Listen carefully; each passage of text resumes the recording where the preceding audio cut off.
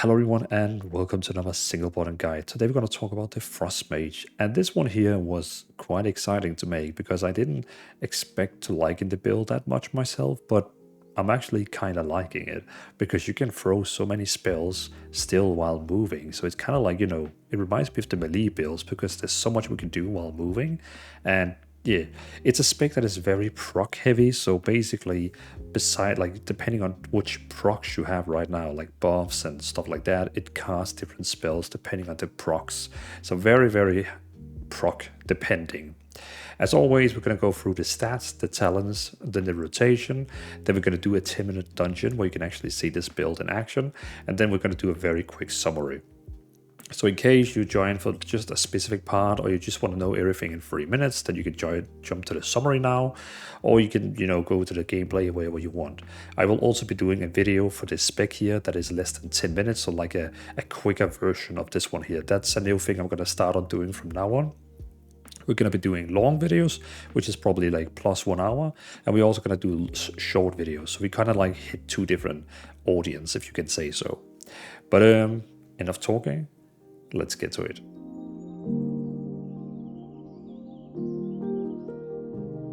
So let's talk about the stats. First of all, we have intellect, very importantly. What I mean by that is you should always try to go with your highest upgrade level. If you look at your items, you can see it has an upgrade level. Whenever you find an item that is a high upgrade level, and you might be asking, when do I know if it's a high upgrade level? I mean, look at the page here right now. You can see Explore, Adventure, Veteran, Champion, Hero, Myth. Take a screenshot of it. Whenever you find an item that is a higher upgrade level, always go with it, no matter what the secondary stats are. Of course, it needs to have intellect. Like, you are a mage, so you need intellect on it. All your items basically should be using intellect, except our rings. They usually don't have intellect. Trinkets can also have, and sometimes not. But again, always go with the highest upgrade level. Then, when you actually find an item that is not this, well, which is not high upgrade level, but it's the same upgrade level as the item you already have. Like, imagine I found another staff, which is also Explore. That is when you are allowed to look at the secondary stats. If you find an item that is a higher upgrade level than the item you already have, then you should, no matter what, go with that. Don't even think about the stats, just go with it. High upgrade level, yes. If it is the same upgrade level, imagine you have a champion item and you find another champion item for the staff, that's when you're going to look at the secondary stats. So, which secondary stats should you be using? First of all, we have haste and critical strike.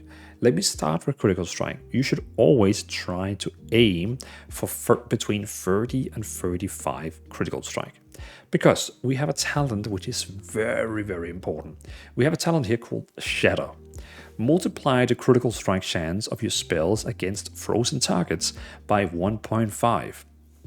So, if you take your calculator and you put in 33 times 1.5 is equal 49.5, which basically means when you attack, if you have 33% critical strike and you attack someone who is frozen, you will have 49.5 critical strike against them. So basically half of the time you attack someone who is critical, like frozen, you're gonna crit on them half of the times.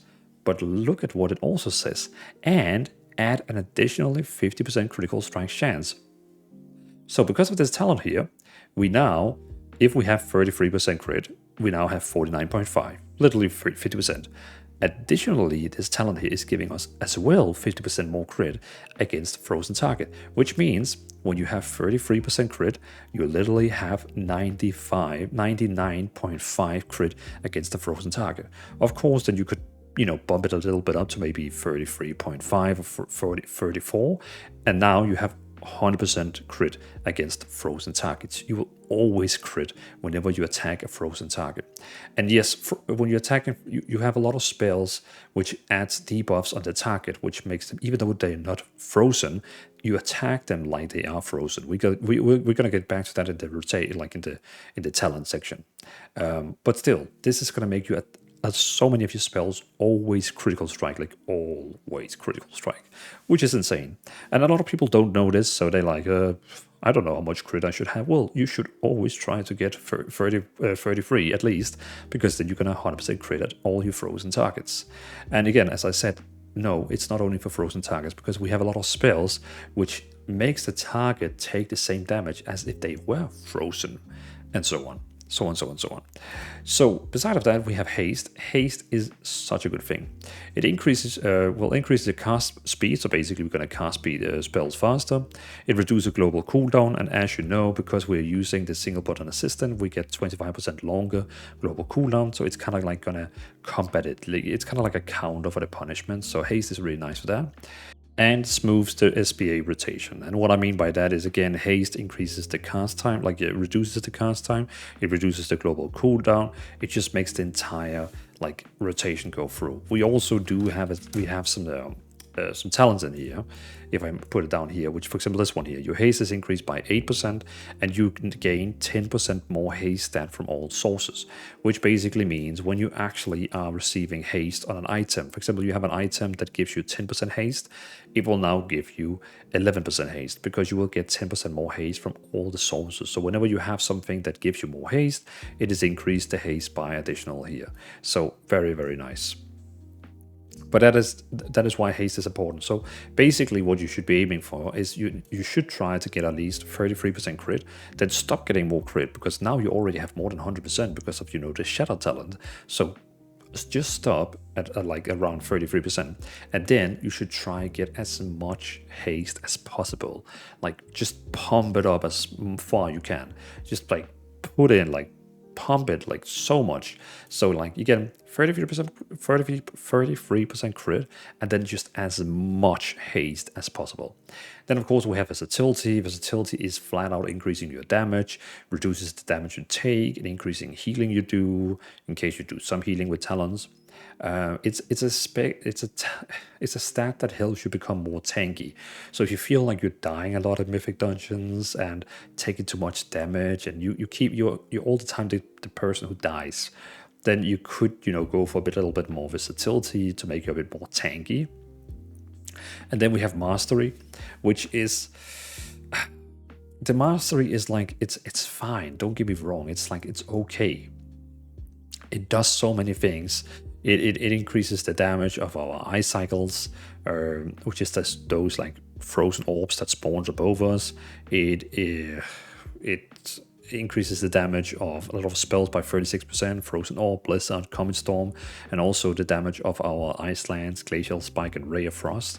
So it kind of like flat out just increases all damage. So again, if you get an item that is high upgrade level and it has mastery, it's not bad. It's still like overall going to help you with the damage. But if you take all the different stats and put them together, mastery is just the worst one. Like it's just the worst one. The things you get from it, like haste, critical strike, and all that is just so much more better. So yeah. So that is basically the stats. Go with always the highest upgrade level. Then when you have an item that is the same upgrade level, then start looking at the stats here and try to get 33% crit. So as a little bonus, I normally never talk about tier sets, but for the Frost Mage, there is such a huge tier set. So in case when you start gearing up your Frost Mage in max level in the War Within, not in Legion Remix. Well, you can still use this build in Legion Remix, but you don't have the tier set. The tier set is such an important thing. So Meteor and Frostfire Burst damage is increased by 30. Frostfire Ball damage is increased by 10. But now comes the most important one. Meteor, Frostfire Burst, and Frostfire Ball now apply Ignite, dealing an additional 25 damage over 9 seconds. So basically, these three abilities, Meteor, Frostfire Burst, and Frostfire Bolt, now applies a damage over time, like a burning effect over 9 seconds, which deal 25% additional damage.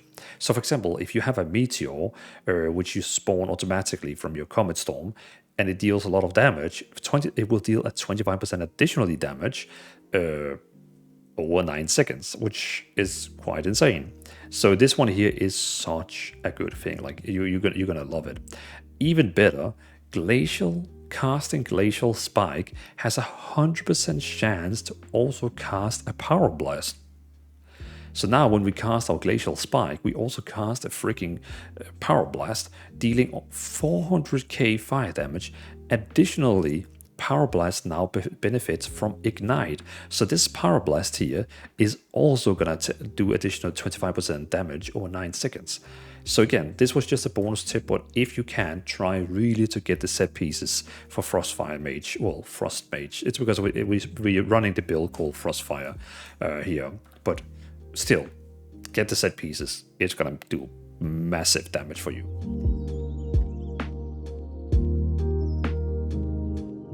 So let's talk about talents. This is a little introduction to talents. Basically, we are running Frostfire, which is currently the meta. It outperforms Spellslinger in any way, like it both in AoE damage, single target damage, and it's also just way easier to play. And especially with the single button assistant, it just works so much better. So basically, everyone right now plays Frostfire, which is the reason why we're gonna go with that one.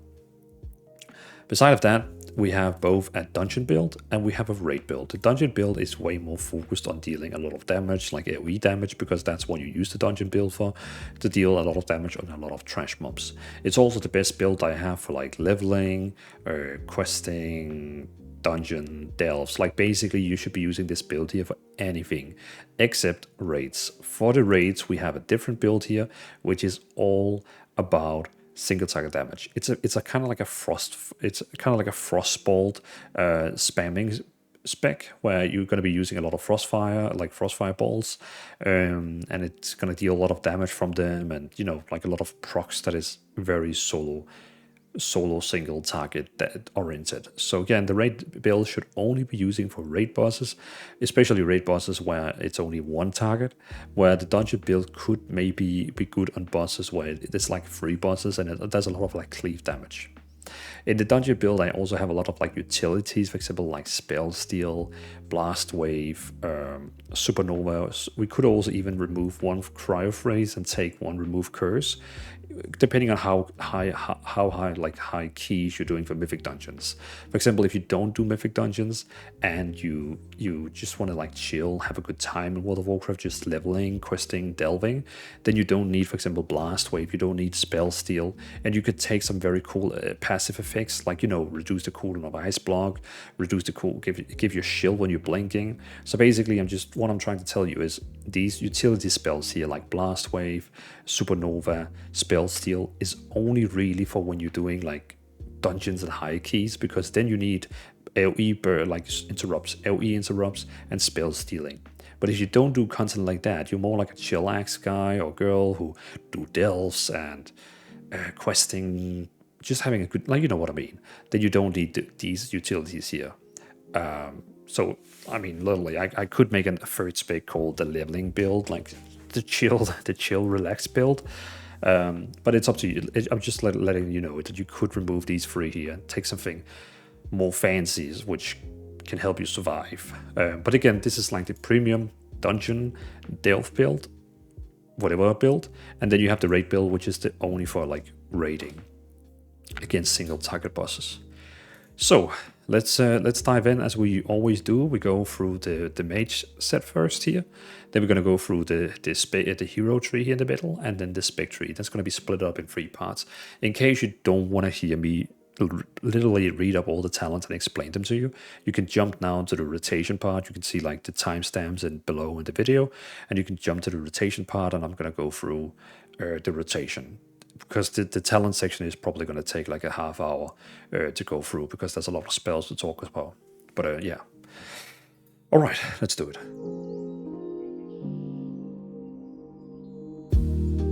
So let's start with the mage tree in the left side. First of all, you have Ice Barrier, which is basically giving you an Absorb Shield on 2.2 million damage. It has a 25-second cooldown, so that means you can use it quite a lot, and it actually stays on you for 1 minute. So in case you're not getting attacked, you can actually kind of like overlap it with a cooldown, which is quite nice. We do have this hero tree over here, which also, Ice Barrier also casts a Blazing Barrier at 25% effectiveness, which is the shield that fire mages have.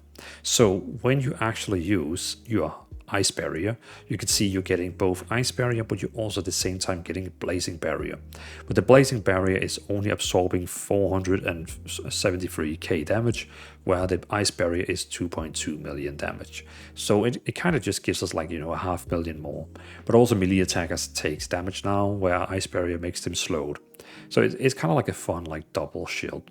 This one here only applies to you when you're actually using the Mass Barrier shield. It only gives the normal ice shield and not like the fire shield to everyone else. But that's the first one which we're forced to take, which makes sense because it's a really good one. Then we have Ice Block. So basically, normally Ice Block would turn you into like this Ice Block where you cannot do anything. All damage you take the next 10 seconds would basically be, you know, denied, cancelled. But because we are using this one down here called Ice Cold, we are now, instead of being, you know, kind of like a Paladin Bubble immune, we're now taking only a 70% reduced damage, which means, you know, the six next seconds, we take 70% less damage. But now we can actually move, cast spells, you know, do different stuff, which is really cool. So you can see here, when I use my Ice Block, I am basically becoming like this ice person here, and I can still move around, which is super nice, but we're taking 70% less damage now. But because we have another talent here called Cryo Freeze, while inside Ice Block, which is now Ice Cold, you heal for 50% of your maximum health over the duration. So this one here is insane. I mean, whenever you cast Ice Cold, you can now heal yourself 50% health. So you should be waiting using this one here now till at least you have like 50% health. Then you use it and you're going to heal 100% back. Which is, I mean, you're going to heal 50% back, but it's going to be 100 because you already went 50. You know, 50 is 100. Which is insane. And then you could actually use Cold Snap, which is going to reset the cooldown of Ice Cold, and you can heal you 50% again. Crazy. So I really, really, really love this one here because a lot of people is like, well, you really, self-heal on mages is so bad. No. With this one here, our self-healing is insane. We even have this one here called Elder Time, which if I use it on 100% health, it will remember that, and after 10 seconds, or if I reuse it, I will go back to 100% health, so all the damage I took between that 10 seconds is just going to come back. So we got so many self-healing abilities as a mage, which is so cool. Then we also have Overflowing Energy. Basically, what happens is that your spell critical strike damage is increased by 10, so whenever you actually do crit with spells, you will deal 10% more damage with a crit. So instead of a crit normally deals, I don't know how much it is, 150, 200% more damage, it will now have additional 10% crit damage in it. Also, every time you have a direct spell that doesn't crit, it keeps increasing your crit by 2% of the 10%. So imagine you're casting Frost Firebolt, which is the replaced Frostbolt, and it keeps not critting, then it will increase the crit by 2, by 2, by 2, by 2, until you crit, and it will disappear and restart whenever you like start attacking again. So it's basically just helping you to get a crit when you're not critting, which is quite nice. We also have Incander's Flow. When you actually go into combat, you will keep getting a damage. So basically, not damage, but so this one here, when you actually start going into combat and casting a spell, you will get 2% increased damage. So how much damage you do. Then it will go from 2 to 4 to 6 to 8 to 10, and then it will go down again to like, you know, to 8, 6, 4, 2, 0. And it keeps like going up, down, up, down, up, down in the cycle. You can see cycles every 10 seconds. So it's kind of just like a random thing that keeps giving you more attack, like more spell damage, which is quite nice. Again, we kind of forced to take it, or else we cannot like go through this way down here. Then we also have Spell Steal. This is one of those spells you don't need to have. You can remove it and take something nice like lower cooldown on Ice Block to get more healing, or you could take this one here that's gonna give you a shield whenever you are blinking. So it's kind of like up to you. But Spell Steal is a really, really cool spell to have in high keys dungeons and so on, because yeah, you can steal basically a spell from your enemy that is healing them. If they put a healing on themselves, healing over time, or a strong shield, you could steal it and use it yourself, which is quite nice. Then we also have Arcane Warding, so we reduce magic damage taken by 4%. A lot of people also use Remove Curse because that one can be really, really helpful in Mythic Dungeons and higher keys, because you can help your healer with removing curses. Again, this one is up to you if you want to take it. Originally, everyone they plays with where they only have one in Cryo Freeze and then they use Remove Curse, but I don't want to have Remove Curse, so I'm going to take this one here instead. Of course, if I went into a dungeon where I needed to use Remove Curse because my team said, hey, you need to help with removing curses, then I would of course remove one in Cryo Freeze and I would go Remove Curse. But I'm not going to do that now. Then I mean, potentially the playstyle I usually do, I could even remove Spell Steal because it's probably not that often I'm going to use it. It's more like the people who do high keys. And then I would probably take like either like a lower cooldown in Ice Block or Tempest Barrier, which could also be nice. Then we also have Mirror Image. This one here is a spell that I totally misunderstood when I made my Arcane Mage guide. I actually thought this was a spell that was helping you to do more damage, but it's not. They do like those 3 copies of you that you summon deals nada damage, like nada damage. They deal like every of their Frostball is like 1k damage. So like on those what is it, like those 40 seconds they are alive, I think they dealt 187k damage, which is lower than a freaking frost, like it's the same as a frost firebolt. So on those 40 seconds they deal the same damage as one frost firebolt, like really. But that's not the purpose on them. The purpose on this one here is it's actually a defensive cooldown, which I totally misunderstood when I made my Arcane Mage guide.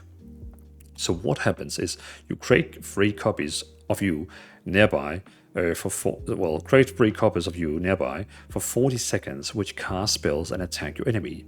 Again, almost no damage. While your images are active, damage taken is reduced by 20%. Taken direct damage will cause one of your images to dissipate. So actually, when you take like damage from any sources, it will be reduced by 20%, which is very nice. But when you take a direct damage, like someone is actually targeting you and casting a direct single target damage on you, then your clones are starting to pop, like, you know, it's like poof, then one of them is a gun, and one more a direct attack on you, poof, another one gone, and so on. There is talents that actually will give you healing back when they, for example, I can't, this one here, you are healed for 3% of your maximum health whenever a mirror image it dissipates due to direct damage. So you can take this one here, which is basically healing you whenever like they disappear, but not many people actually play with it. So I'm not really a fan of it as well, because it only affects when we use mirror image, which has a 2-minute cooldown. So it's like, yeah. But this one here is basically a spell you should be using when you're about to take a lot of damage, not to do damage. Like that was a big mistake by me, so I'm sorry for that. But yeah, it's a defensive cooldown. Then we have Shifting Power, which is a spell I chose to not use in the Arcane guide.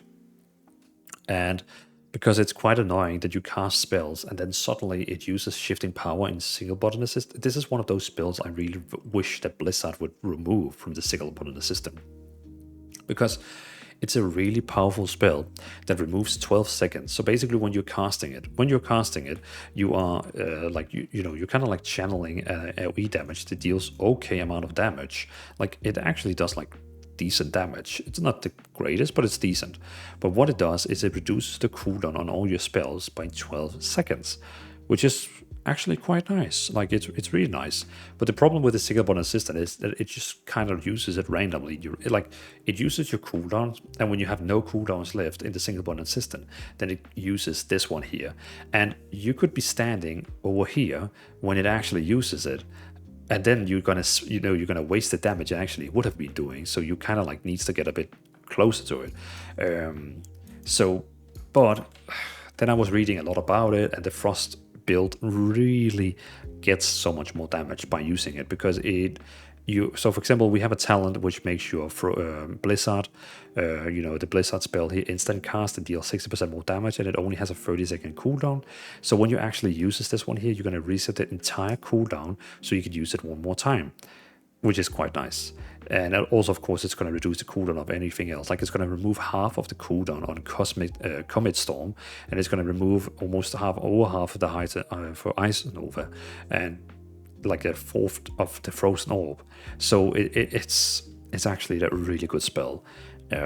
So yeah, when we talk about the rotation, I'm gonna talk about how we can use the spell here and make sure we're not canceling it. Well, that will be in the rotation part. But basically, it's a spell that does okay damage and it reduces all your cooldowns by 12 seconds. So we're gonna keep it. We're gonna keep it for this one here. But I was very tempted to not take it because it's a bit annoying to have it in single button assistant, but it does so much. But yeah. So for this time, we're gonna keep it, but it's up to you if you want to remove it. Then we also have all the time. We already talked about that one, where you can click on it and it will save how much HP you have right now. It will show you how many percentage, so you can see like 100. And it would, after 10 seconds, or when I use it again, I'm going to teleport back and heal back to what HP I had before. Very nice survivability. Then we have Prior Freeze, which is healing you for 50% of your health while you're inside your ice block or ice cold. Then you have Quick Witted, successfully interrupting an enemy with counterspell reduces its cooldown by 4 seconds. So, whoops, I was using stealth. So what you have the spell here called Counterspell, which has a 24-second cooldown where you can interrupt the target or interrupt the boss. And when you actually interrupt it and it successfully interrupts it, it will reduce the cooldown by 4 seconds, which is very nice. Then we also have Master of Time, reduce the cooldown of Alter Time by 10 seconds, and Alter Time resets the cooldown of Blink and Shimmer when you return to your original location. So that basically means now when you use Alter Time and you use twice your Shimmer, which is your Blink ability, and you teleport back, you're gonna have it's gonna reset the cooldown on one stack of Shimmer. It's not gonna return both of them. It's just gonna give back one of them, which is fine. But yeah. That's it's a nice little thing to know that you can use a free blink/shimmer while inside of using it, and then when you go back to your time, you will actually have one more stack back. So, not bad. Then we have Ice Nova, which is actually a quite powerful spell. It's actually inside the single button assistant, and it's actually dealing damage. So cause a whirl of Icy Veins around the enemy, dealing 150k frost damage to the target and all other emitting enemies within 8 yards. Freezing them in place for 2 seconds, damage reduced beyond 8 targets. So basically, it's gonna deal 150k damage to all of them instantly, like boom, 1 million damage. Which that one only 50k damage, but still 50k damage, boom, on them all. And also they will be frozen in place, so basically the next spell which is going to attack them when they're frozen is getting the bonus from Shatter, where we're going to do 100% critical strike on them after that. So quite nice, still very nice. And you don't have to think about it because it will automatically be used in the single button rotation. Then we have Shimmer, which is now giving you 2 charges of Blink, but the reason for why we're using Shimmer is because you can actually cast spells while teleporting. So imagine you're casting your Frost Firebolt, then you can actually you can see you can cast it, blink, and still it keeps casting at the same time. It's just like a very nice spell if you're casting a spell. For example, if you're casting Glacial Spike, which takes 2.3 seconds to cast, and the boss is about to hit you with something big, like the way you're standing, then you don't have to actually stop casting and move. You basically just have to use your Shimmer, and it will teleport you while you're still casting. So, very nice. Then we have Blast Wave. This one here is a spell you don't technically need as well if you are not doing dungeons. The reason for why we have them is because it will push everyone away. It's kind of like pushing them away. It doesn't deal a lot of damage. You can see it deals 150k damage, so not really worth it. But what it does is it knocks them all away. And so imagine all these were casting a lot of spells that is going to hurt. Then you can use this one here and interrupt them all together in one time. So it's kind of like a mass interrupter to stop them casting whatever they're casting. This one here is technically one you could remove. The only thing is then you're not going to get this one here called Energized Barriers, but you could remove it because in the raid build we don't use it, because in the raid build you don't need to interrupt. So you could remove this one here, and for example also Spell Steal, and take twice in this one here to get shield from Blink. But you can also keep it in case you actually like to be able to because it will push away the monsters that is chasing. For example, if you're leveling, it will push them away and make them move 80% slower for 6 seconds or something like that. Yeah, which is of course nice. So it's very nice for both leveling, delves, questing, but in dungeons, it's also going to interrupt the targets, which is even nicer. Also, it allows you to get this one here. When your barrier receives melee attacks, you have a 10% chance to be granted Finger of Frost.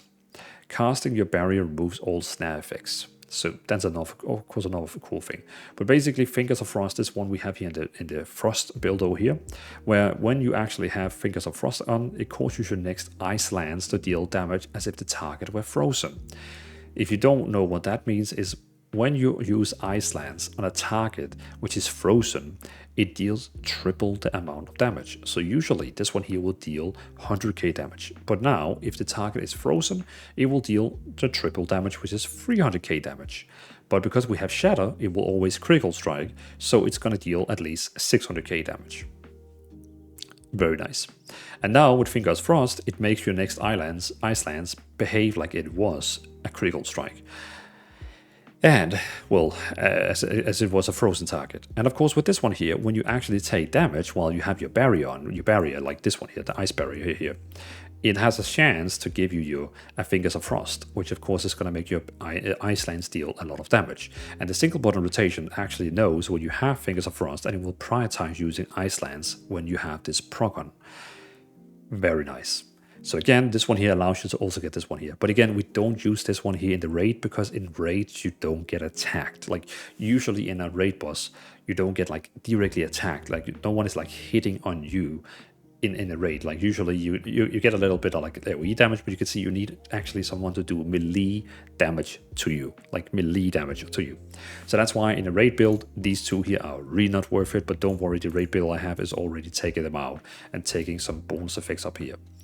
So yeah, but it's really nice for like leveling, questing, dungeon, delves. Again, and this is the entire point of this build here, that this is a dungeon build, and this of course we also have the raid build, which doesn't use these effects.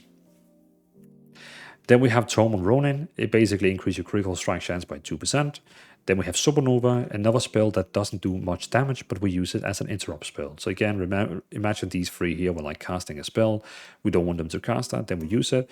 They'll jump up in the air, jump down again, and then, you know, we basically interrupted them. They're not using their spell anymore. Like they have to recast whatever they were recasting. So another interrupt spell, which of course you can remove again if you don't want it, and pick whatever else you think which is cool in here, which can help you survive. But yeah, just another interrupt spell which can help you. Yeah. Also, a primary enemy target will take 100% increased damage. But again, so normally it deals 40k damage when you like put them up and down again. But now with this one here, the primary target is dealing 100% more damage. So that means it will be like 80k damage. But again, it's nothing. Like it's literally nothing. Then we have this one here, gives 2% more haste. Then we have this one here, which we already talked about. Then we have Frigid Winds. All of your snare effects reduce the target movement speed by an additional 10%, so now we just make them even slower. Also increase your movement speed by 20% after casting Blink, and 40% for 6 seconds after returning from Elder Time. So when you actually use your Blink ability, you're going to move faster for 20% for like 3 seconds. And when you use your Elder Time, which is the one where you teleport back to the timeline, you're going to move 40% faster for 6 seconds. So not bad, but we need it because else we cannot get down here. Then we also have Frost Nova now have 2 charges. So you can see I have Frost Nova up here. Now it has 2 charges to froze them. And again, this is also going to froze them. So if I used Ice Lance now, it will actually deal triple damage as well. Then we have casting Ice Lance on frozen target, reduce the cooldown of your loss of control abilities by 2 seconds. So that means when you're actually now using your Ice Lance on a frozen target, all the loss of control abilities are reduced by 2 seconds. Loss of control ability is like crowd control ability. So a lot of your crowd control abilities are now going to get reduced by 2 seconds when you actually use Ice Lance on a frozen target, which happens a lot because, you know, Fingers of Frost. Then we also have greater invisibility. It's basically making your invisibility way stronger. It will actually make you invisible like ASAP. Instead before, it would have to wait 3 seconds, and if you got damage, it will be interrupted and so on. But now it also reduces all the damage by taken by 60%. it actually does more. You take 60% reduced damage while invisible for free, and 3 seconds after reappearing. So when you actually get out, you will still have that effect for 3 seconds, which is quite nice. Also makes you invisible and untargetable for 20 seconds and removing all threat. Any action taken cancel this effect. So if you actually start casting spells inside it, it will cancel it. But now it's a very, very cool, like it's literally a vanish now, like a rogue vanish, which is quite nice.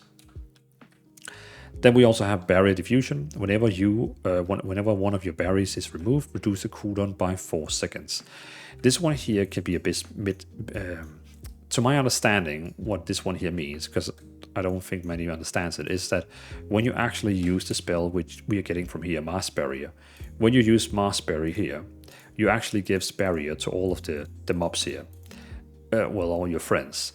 To my understanding, whenever one of your barriers is removed, reduce its cooldown by 4 seconds. So this one here should technically also reduce the cooldown whenever you're using Mass Barrier on your allies, because Mass Barrier is just basically casting Ice Barrier on 4 of your allies, on yourself and 4 allies. But to my understanding, this one here should also reduce the cooldown of your barriers when your friends are getting it removed as well. That's just to my understanding. If it actually works that way, I'm not 100% sure, but that's to my understanding. So that was the left tree, and that took us almost a half hour to go through. Jeez. Okay, let's go to the hero tree in the middle.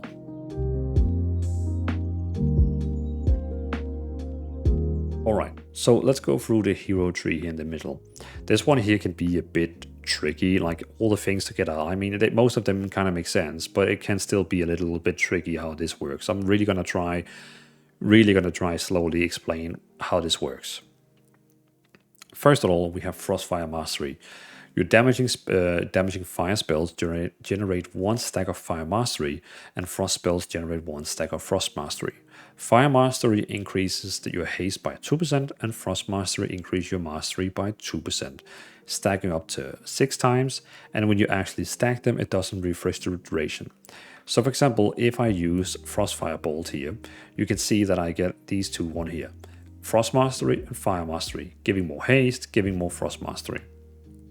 So very nice. It's just something that automatically happens whenever you can see now I use Cone of Cold, which just gave me only a Frost Mastery because that's only a Frost spell. But our Frostfire Bolt is actually a Fire spell as well. So just letting you know. Then we have Frostfire Bolt here. It replaces Frostbolt with Frostfire Bolt. So now it does both things that a Frostfire, like a Fireball would do, and a Frostball would do. It deals 150k damage, it slows the target like a Frostball, but it also makes them burn for 8 seconds for 50k damage over 8 seconds, like a Fireball would do. So again, it's kind of like a Fireball and a Frostball together. Also, Frostfire Bolt generates stacks for both Fire Mastery and Frost Mastery, so very nice. Then we also have Frostfire Bolt, cast time is reduced by 10%. And this one here is a very important one, and you really need to understand this one here. Your Frost and Fire spells have a chance to activate Frostfire Empowerment. So whenever you use a Frost spell, whenever you use a Fire spell, there's a chance you get Frostfire Empowerment. So this is like a buff. You can see this icon here would be the same icon you get up here. When this icon appears, then causing your next Frostfire Bolt to be instant cast, dealing 60% increased damage and explode for 80% of its damage to nearby enemies. So when actually this one here procs and happens, your next Frostfire Bolt is going to be instant cast and it's going to explode and deal more damage. So very nice. Before we go to the last one here, we need to finish the other side, or else it doesn't make sense. Then also the cooldown of your fire spells is reduced by 30%. To my understanding is we only really have one fire spell. It might also reduce the cooldown on some other spells, but I really don't know which one it should be. So in my case, it's only Blast Wave that actually gets reduced cooldown, but I could be wrong. Let me know in the comments, please, if there's more spells that actually reduces, which I'm not know of. Then we also have Frostfire Infusion. Your Frost and Fire spells have a chance to trigger an additional bolt of Frostfire, dealing 65k damage. And when this actually happens, it will also give you a Frostfire Mastery, which is this Mastery up here, which is going to give you Mastery, increased Mastery. So this one here is so important to understand. When you actually use your Comet Storm, then it will give you this excess fire thing here. It will give you this buff here called excess fire. This icon here is going to be in your buff stand. So after using Comet Storm, it's going to give you this effect here, where your next ice lands, you know, the ice lands we can keep like casting all the time. Now it will make your next ice land explode and dealing 300k damage, like basically like boom, explode, 300k damage. And also that has a 50% chance to give you a brain freeze. Brain freeze is the one where it resets the cooldown on flurry and causes flurry to deal 50% increased damage. So very nice. So basically, whenever you use your Comet Storm, it will make your next ice lands explode and have a chance to give you brain freeze. And we're not done, because all this makes sense together in the bottom one here. Then we have Imbued Warding. Ice Barrier also casts a Blazing Barrier at 25 effectiveness. So basically when you are casting Shield on yourself, you get both the Fire Shield, and the Frost Shield. Beside of that, Comet Storm now also calls down a Meteor at 150% effectiveness onto your target location. So when you actually use Comet Storm, it also summons the Meteor. And vice versa for the Fire Spec. If I used Meteor, it will also call down a Comet Storm.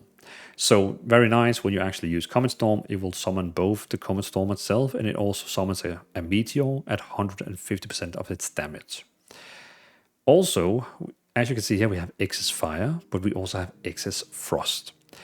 When consuming excess fire, which is this one over here, when you actually use a Comet Storm and you actually use the ice lands to make it explode, then you will get a stack of excess frost. So this is very important to know, that when this happens over here and you finish it and you use the ice lands to actually make it explode, then you get this one over here.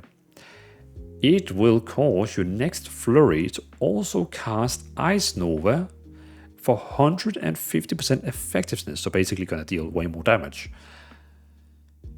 An Ice Nova cast this way do not freeze enemies in place. So what that basically means, so this entire thing here, this one here just makes your next flurry makes also summon an Ice Nova that deals 150% more damage.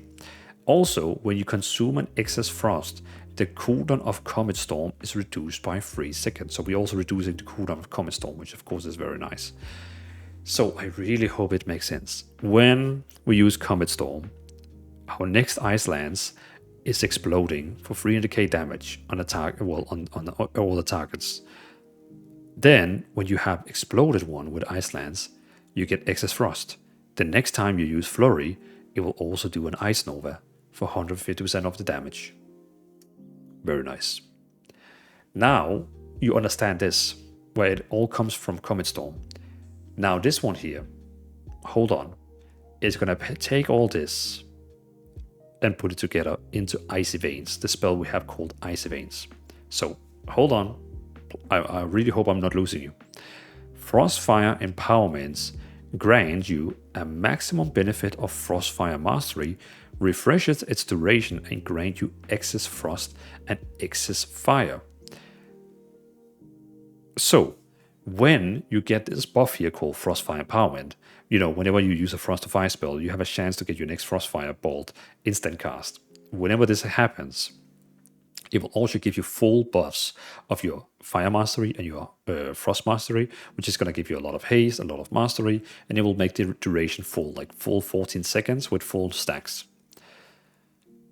Beside of that, now when you're using Icy Veins spell here, when you're using Icy Veins spell, it will give you the Frostfire Empowerment. And also, if I didn't mention that too much, when Frostfire Empowerment now happens, it will also give you excess frost and excess fire. This one here we just used ages to talk about excess fire, excess frost. Whenever this Frostfire Empowerment happens now, it also gives you excess fire and excess frost. Before, you could only get these two when you had Comet Storm starting it, but now you can have it even without Comet Storm. Now you just need the Frostfire Empowerment to either automatically happen from a Frost or Fire spell, or when you use Icy Veins, because now you can see when you're using Icy Veins, I will automatically get this one here called Frostfire Empowerment. Then I will use my instant cast Frost Firebolt. And now you can see I got the full stacks of Fire Mastery, full stack of Frost Mastery, and I also got excess Frost and excess Fire. So what I can actually do is I can use now my Ice Lance, it explodes, and now I have 2 stacks of excess Frost because I both get excess Frost from, you know, just the normal one here in the middle, and also when I use excess Fire, it also gives you a stack. So now my next 2 flurries is actually going to summon an Ice Nova, which is quite nice.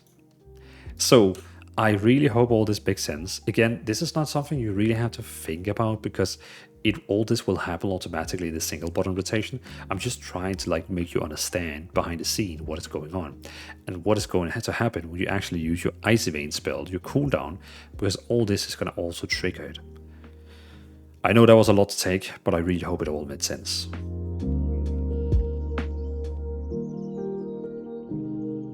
And then we have the Frost side over here, the Spec tree. First of all, we have Ice Lance, which of course is a spell that you instantly cast and it deals 100k damage. Because we have this one down here called Splitting Ice, it also attacks a second target. So your Ice Lance and Ice Cycle now deals 5% increased damage and hit a second nearby target for 90% of the damage. Also makes your Glacial Spike also hit a second nearby target for 100% of its damage. So basically the big one we have down here. But we're gonna come back to that. I just wanted to let you know why it actually attacks 2 targets, because of this one down here called Splitting Ice. So now, Ice Lance is one that deals about 120k damage, also splits to a second target for about 105k damage. And the cool thing about Ice Lance is that it's actually one of the spells, the main spells in the rotation, because it deals the triple amount of damage when a target, well, when it's casted against a frozen target. So imagine you're using, you're using Frost Nova. Now the target is frozen. If I now use my Ice Lance, boom, it now dealt triple damage. It actually just did 1.2 million damage. Not bad, right? So again, froze the target and use my Ice Lance, and boom, again, 1.2 million damage. I saw it was critting for like 800k or something crazy like that. So that's the thing, because it always it's dealing triple damage against frozen targets. We're going to come down to why it does so much damage that it actually did before. Then we also have Frozen Orb, which is again one of your main abilities as well. Launches an orb of swirling ice up to 40 yards forward, which deals up to 500k frost damage to all enemies it passes through over 15 seconds. Deals reduced damage beyond 8 targets and grant 1 charge of Fingers of Frost when it first damages an enemy. Enemies damaged by Frozen Orb are also slowed by 40% for 3 seconds. So basically, it's a ball you shoot, it goes to the target, and then it gets very slow, and you can kind of see like it deals a lot of damage, and it, yeah, just crazy a lot of damage. And the first time it actually attacks the target, it will actually give us a Finger of Frost. What is Finger of Frost? So Finger of Frost, Frostbolt has a 50% chance and Frozen Orb has a 5% chance to grant Finger of Frost. Finger of Frost causes your next Ice Lance to deal damage as if the target were frozen, maximum 2 charges. So when you use your orb, your Frozen Orb, it will give you a Finger of Frost, which makes your next Ice Lance deals damage as it was frozen. And as we saw before, when we actually froze the target and deal damage, it does the same amount of damage. But now, whenever you use Frostball, whenever you use Frozen Orb, it actually has a chance to give you these Fingers of Frost, which is going to make them still deal that triple damage, even though the target is not frozen. But because you have this buff here, it will still deal damage like it was frozen. Insane. Then we have Shatter. This one here is very important, and we talked about it at the stats. So what basically happens is that it multiplies the critical strike chance of your spells against frozen targets by 1.5. So if you have 33% crit and you times it with 1.5, so 33 times 1.5, which is what it says here, is equal 49.5. So if you basically have 33% crit and you attack a target that is frozen, you will actually have a 49.5 crit.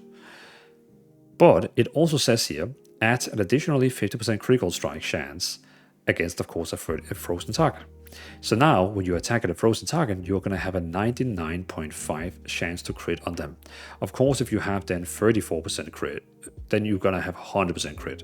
That is why they recommend having between 30 and 35% crit to basically have a 100% shatter crit.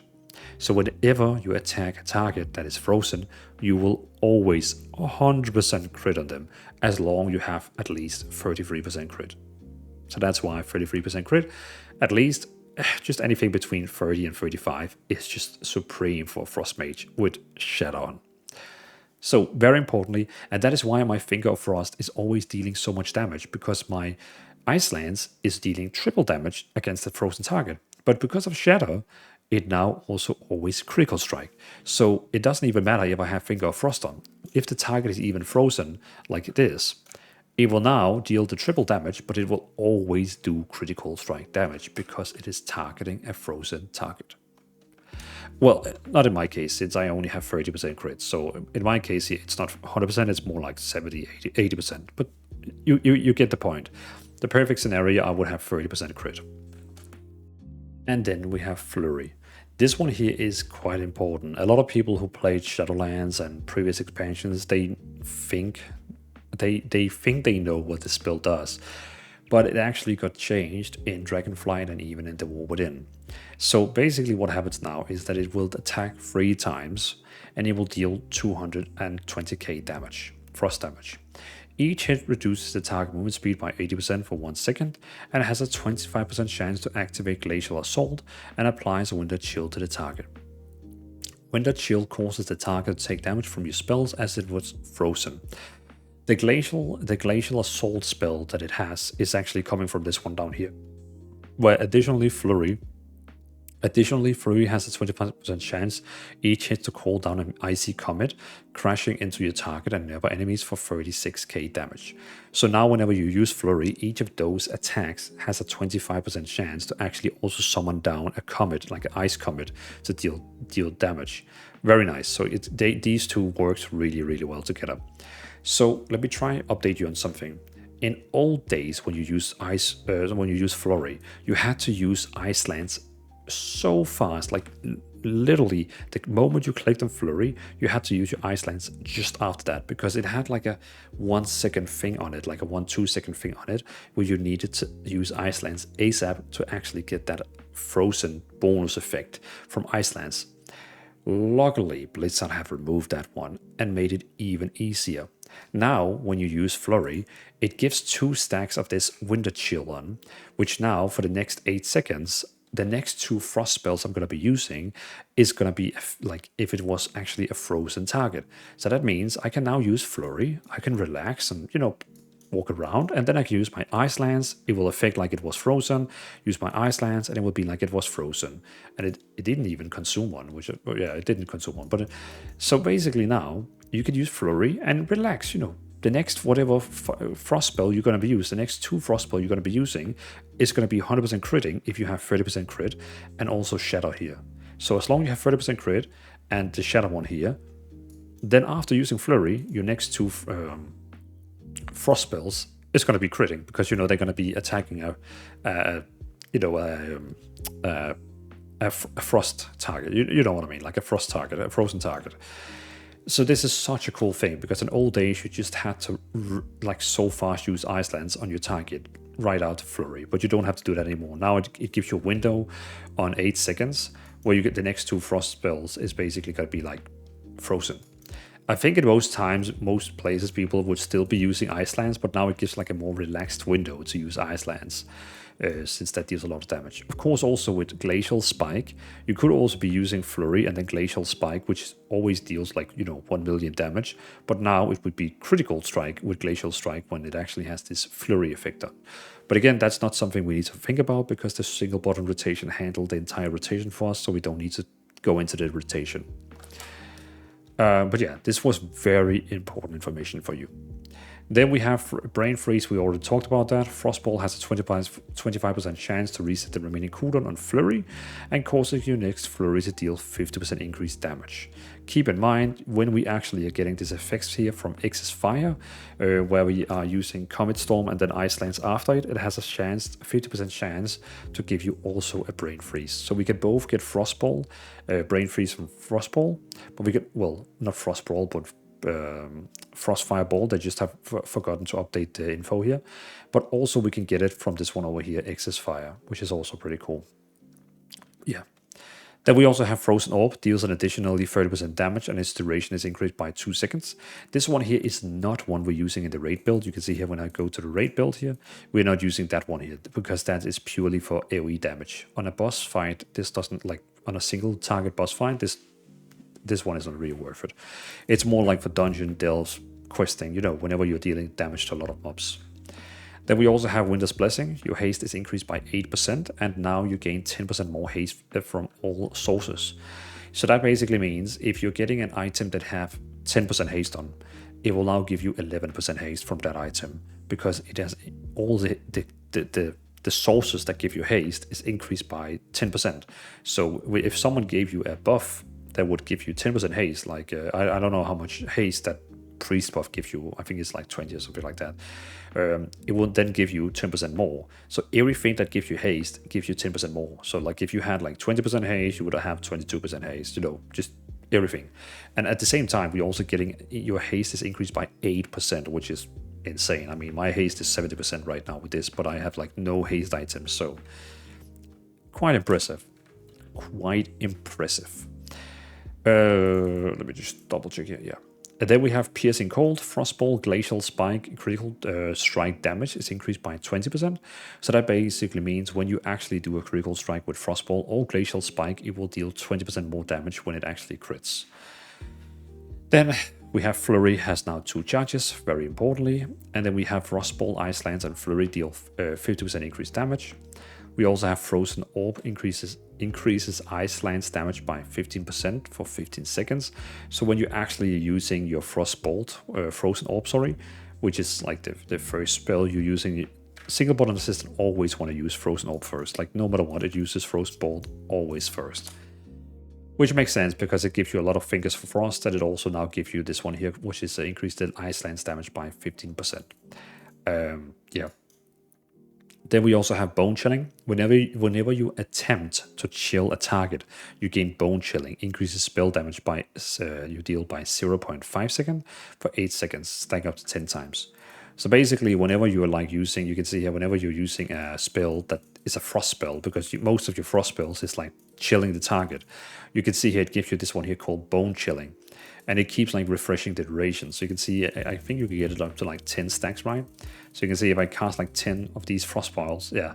Now I deal just 5% more increased spell damage. And whenever I use another spell that like is freezing them, it keeps going up. Not that one, but like every time you use a spell that actually makes them chill, you know, in some way chill.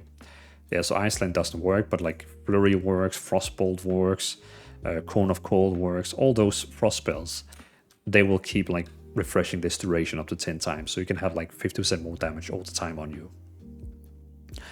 Then we have Comet Storm. It summons down 7 icy comets on your on the target, dealing up to 600k damage, and it yeah, to everyone in like 6 yards. So you can see like here, let me just show it to you quickly, like this. Boom, boom, boom, boom. And also it's summoned in the end a comet. The comet again is coming from Meteor, this one here. Comet Storm now also calls down a meteor at 150% effectiveness onto your target's location. So whenever you use Comet Storm, it's going to use Comet Storm, which deals 600k damage to like everyone around it, but also it now summons a meteor. So just important information, because sometimes you might be like, why is this happening? Why is there also coming down a meteor? That is why. And also, of course, Comet Storm is starting the chain reaction of Excess Fire, which is starting the Excess Frost. We just talked about that, but yeah, long story short. Then we also have, let me just triple check here. We have this one here called Frozen Touch. This is only the one we use for the single the single target build, the raid build. Frostball grant you Finger of Frost 25% more often, and Brain Freeze 20% more often. Again, you can see why this one here is very nice for like single target raid boss, because you're going to be using a lot of Frostballs on a single target raid boss. But now it's going to give you way more often Brain Freeze and way more often Fingers of Frost, which is dealing most damage to one target, because then Ice Lance is going to deal more damage to you, and also Flurry is going to deal more damage to that target you're attacking. So again, a very, very single target raid boss thing, but very, very strong.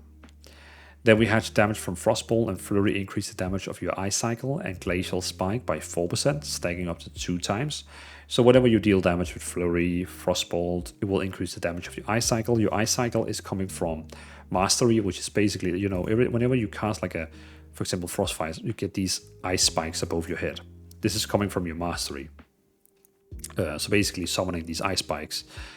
This one here now, whenever you're casting, like you can see here, whenever like I'm casting this one here, you have this one here, damaging from Frostbolt and Flurry, increases damage of your Ice Cycle and Glacial Spike by 4%, stacking up to 4 times. So you can see it's here. So whenever, like, you can see here, I keep casting it, the buff keeps refreshing up here, doing more damage. So, and it's nice to have active, because you can see here, before you can use your Glacial Spike, you need to have 5 of these glacial like ice cycles up here. And now when you actually have all 5 of them active, you will also have this buff here, which is just going to make your glacial spike deal 12% more damage. And also these that shoots out of you automatically is coming every time you have more than 5, and because Frostfire Bolt summons either 1 or 2 of these ice cycles. And whenever you already have 5 of them and you summon 1 more, that additionally 1 is going to get shooted out. Normally, when you used Ice Lance, you would shoot all of them out. But now, because we have Glacial Spike, it doesn't shoot them out anymore, because you need 5 to actually use Glacial Spike. So it's kind of like saving them for Glacial Spike, which is a very important damage spell. Okay. Then we have each time Blizzard deals damage, which is our AoE ability, the cooldown of Frozen Orb is reduced by 0.5 seconds. So that basically means we will be able to use Frozen Orb way, way more often because of our Blizzard. I'll get down to why this one here is going to help a lot, but there's another talent which is very important. Again, this one here is not one that is using in the raid build, because this is a very AoE, AoE damage ability. So in the raid build, it's not being used. Then we have Flash Freeze. Each of your ice cycles deal 10% additional damage, and when an ice cycle deals damage, you have a 5% chance to gain Fingers of Frost effect. So basically, you saw that before. Whenever I use Frostfire Bolt and I get more than 5 of these above me, whenever like now these ice cycles they attack, you can see those are like when they actually shoot out these ice cycles, they now have a 5% chance to actually give me Fingers of Frost, which is quite nice. So even more sources to get Fingers of Frost. And I think, let me see, yeah, good. Then we have Icy Veins, which is one of our, this is our main cooldown. This is the cooldown you have to use yourself. So accelerate your spell casting for 30 seconds, granting you 20% haste and preventing damage from delaying your spell cast. So majorly, 20% more haste, and 20% more haste is insane. Activating Icy Veins summons a water elemental to your side. For its duration, the water elemental's ability grants you frigid empowerment, increasing your frost damage you deal by 3% up to 15%. So it will keep stacking up and dealing even more, making your deal even more damage. But yeah, so give you 20% more haste, summons a water elemental, which basically in the end is going to make you deal 50% more damage. Quite nice. Also, when activating Icy Veins, you also activate this one over here, which will automatically give you a Frostfire empowerment, and it will also give you excess fire and also give you excess frost. When we talked about this one here, we talked about it, but again, it's going to give you all these effects over here as well, beside of only Icy Veins. Then we also have Splintering Cold. In the dungeon build, we only have 1 in this one here. In the raid build, we have 2 of them, because we're removing some AoE abilities. But basically, Frostball and Flurry has a 50% chance to generate 2 ice cycles. So, you know, whenever you're using Firebolt, Frost Firebolt and Flurry, they always generate like one of these ice cycles above you. But now with this one here, there's a 50% chance it's actually going to create 2 of them. So you can see it only crafted 1 again, but it has a chance to get 2 of them. But in the dungeon build, we have only 1 in this one here. In the raid build, we have 2 of them, because in the raid build, we are using more boss, like we're doing more like single target damage to just the target against us. So it kind of makes sense. And also there's like a lot of spells down here, like these 3 spells we don't need in the raid tier. So that's why we're kind of using this. Then we have down here, Glacial Assault. Your Comet Storm now applies Numbing Blast, increasing the damage enemies taking from you for 6% for 6 seconds. So when you actually use Comet Storm, you're also going to deal 6% more damage to them for 6 seconds. And also this one here does that every time you use Flurry, it has a 25% chance to call down even more ice comets, which is quite nice. Then you also have Freezing Rain. This one here is so important and is very related. This is the one I said that was related to this one here. Each time Blizzard deals damage, the cooldown of Frozen Orb is reduced by 0.5 seconds. Now also, Frozen Orb makes Blizzard instant cast. Normally, you know, you have to like cast it over 1.7 seconds. But now it makes it instant cast, and also it increases the damage by 60%. That is really, really good. And then, of course, every time it deals damage, it reduces the cooldown of your next Frozen Orb. And you keep going into like a loop there. Then, Icy Veins duration is increased by 5%. Also, your Ice Lance against frozen targets extends your Icy Veins by an additionally 0.5 seconds. And Glacial Spike extends it additionally by 1 second. Usually when you play Frost Mage and you use Icy Veins, you're very focused on this thing here where you want to try and get Icy Veins running as long as possible. Of course, with the single button rotation, we cannot control that. We're just going to hope that it's going to, you know, it's very often using Ice Lance. It is very often using Glacial Spike. So we just have to hope that it uses it right and actually tries to keep up Icy Veins as long as possible. So yeah, it's just like a little gamble thing when we play with a single button system. Then we also have Splitting Ice, which we already talked about, but your Ice Lance and Ice Cycles now deal 5% increased damage and hit a second nearby target for 90% of the damage. So now every time we do damage with Ice Cycle and Ice Lance, they hit a second target for 90% of the normal damage. Also, your Glacial Spike, which is our very, very strong casting spell down here, also hits a second target for 100% of its damage. So it's actually going to deal double damage now, which is very nice. This one here is actually one we both use in like single target, but also multiple target, but that's because we also wanted one below here. So it's kind of like it all goes together. Yeah. And let me just double check here. Yeah, because I remember that. In the raid build here, we're using Chain Reaction. Your Ice Lance against a frozen target increase the damage of your Ice Lance by 2% for 10 seconds, stacking up to 5 times. And this one makes sense because when we are fighting a single target boss, we are using way more Frost Fireball spamming, which is going to give us, with this one here, way more Fingers of Frost, which is going to give us way more Ice Lance. So it's just going to keep increasing this damage here from Ice Lance, which makes sense in the single border, like in the single target raid build, because we're using way more Ice Lances, where in the multiple target build, the dungeon build, we're going to be using way more other spells as well to deal AoE damage. So just letting you know.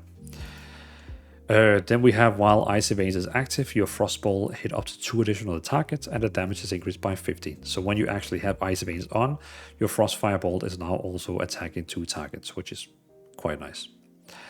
Then we also have, whoops, there we go. Yeah, it screws around. There we go. Then we also have Freezing Winds. Frozen Orb deals 50% increased damage affected by your Blizzard. So when you actually are using Frozen Orb, and at the same time Blizzard, when your Frozen Orb is inside a Blizzard, dealing damage to the same target as a Blizzard, it increases the damage of 15%. Then, for the raid build, we're using Slick Ice. While Icy Veins is active, each Frostball you cast reduces the cast time of Frostball by 4%, increases damage by 4%, stacking up to 5 times. And again, this is why I said the raid build is more like a Frost Firebolt spamming. Like it reminds a little bit of the Frost Mages in Classic. It's a way more Frost Fire, Frostbolt spamming spec. So you have this one here which is increasing it, you have this one here increasing it, you have this one increasing it. So you have a lot of things that like just makes it way better to just spam Frostbolt. This is not something we're going to use for the dungeon build because it only really attacks the target you are clicking on. So that's why it's a really strong raid build, but not for dungeons. Then we also have hailstones. Casting ice lands on frozen target has a 100% chance to generate an ice cycle. So when you actually are using ice lands on a frozen target, you can see here, like now it doesn't do anything. But if I actually froze the target and I use my ice lands, it actually gives me an ice cycle, you know, those up here. But the only reason we really picked this one here is because we want the glacial spike. Then, again, starting from the left side over here, we have Death's Chill. While Icy Veins is active, damaging an enemy with Frostball increases spell damage by 1%, stacking up to 15 times. So, just another cool thing while we have Icy Veins active. In the raid build, we are using Cold Front, casting 30 Frostballs or Flurries. Summon a Frozen Orb that travels toward your target, hitting an enemy player counts as double. So, again, this one here is again one that really fits our raid build because the raid build is spamming a lot of Frostballs, a lot of Flurries, a lot of Ice Lands, and now whenever we are casting 30 Frostballs and Flurries, it will even summon a Frozen Orb that travels toward the target, hitting an enemy player counts as double. Well, hitting an enemy, yeah, okay, so if we actually hit an enemy target, like a player, like a player versus player PvP, it will actually do double stacking. So ignore that one here. Ignore that one. That doesn't work in dungeons and raids. But yeah, again, this is one we're using in the raid build as well. For the raid build, we are not using this entire thing here where we are increasing the Frozen Orb damage. Like, you know, all this here is not in the raid build because this is purely for like multiple targets. But then we have Coldest Snap, which is actually changing your rotation from the raid build and the dungeon build. I thought we would be using the same rotation in the dungeon build and raid build, but this one here actually changes how you play the dungeon build and the raid build. So basically, let me try and explain it. Cone of Cold's cooldown is increased to 45 seconds now.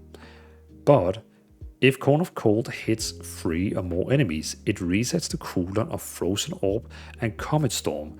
In addition, Cone of Cold applies Winter Chill to all enemies hit. Cone of Cold cooldown no longer is reduced by your cooldown reduction effects. So, that was a lot to take in, right? So now, Cone of Cold is actually in the main rotation, because what it basically does, when it hits more than 3 or more targets, it reduces the cooldown of Frozen Orb and Comet Storm, which is insane in a dungeon or delves or, you know, multiple target location, because basically you will be using your Frozen Orb, you're going to be using your Comet Storm. Now I'm going to use my Cone of Cold, and both cooldowns are now back again. I can use 2. You can see I have 2 orbs on, 2 comets, and 2 instant blizzard, which is insane.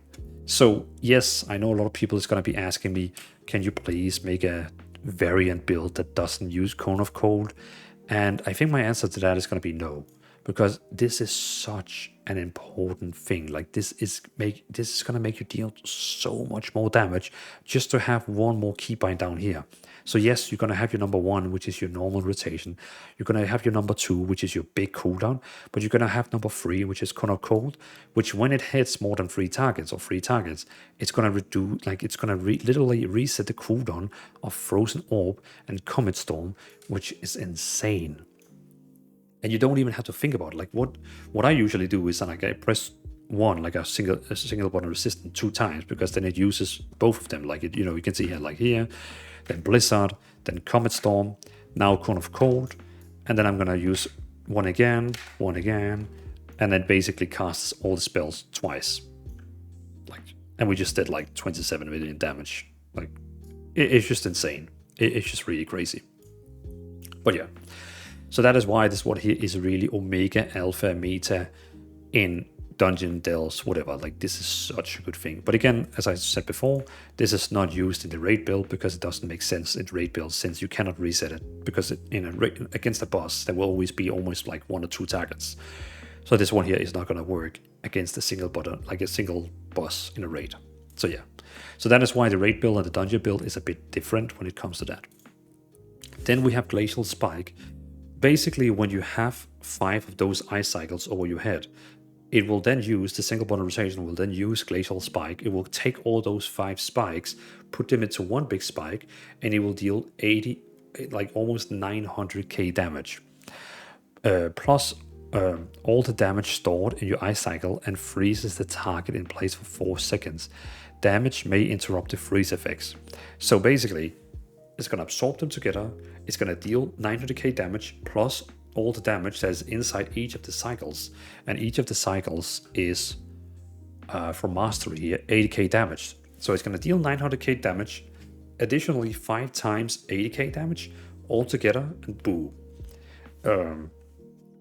Which is insane. So it's a really, really, really strong spell. And you can use it every time you have those 5 cycles over your head, which is amazing. So yeah, and for the raid build, yeah, that's the same. We are using that one as well. So that was the talents. Wow, I think this is the longest talents section I've done in a video. Let's move on to the gameplay. Oh, the rotation. Sorry, the rotation.